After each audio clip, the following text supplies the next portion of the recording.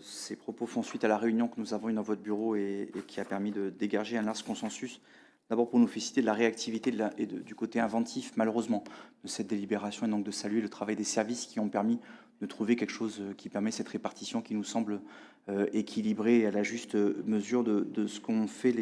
ce qu'ont subi les habitants de ces villes. Comme on a eu l'occasion d'échanger ensemble, nul doute que c'est notre première délibération, mais qu'il y en aura sûrement d'autres. Les CCS des villes concernées, et pas simplement que le Taillan et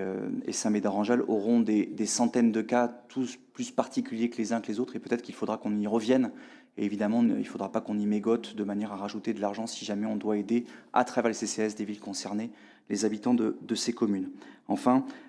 il nous semble pertinent de revenir sur un travail de long terme. On a beaucoup parlé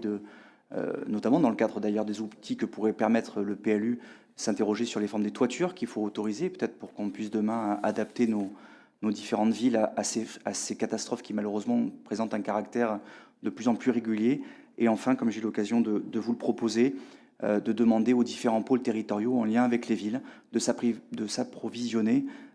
avec des bâches de couverture de toit. Stéphane en a parlé, c'est souvent l'occasion, quelles que soient les catastrophes, indépendamment évidemment des margoulins, pour reprendre l'expression de Stéphane,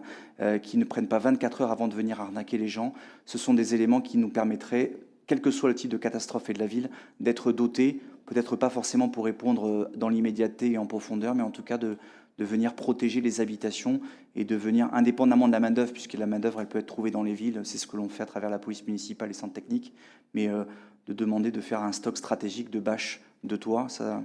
on rattrapera peut-être pas tout, mais peut-être que les conséquences psychologiques dont a parlé Stéphane seraient peut-être plus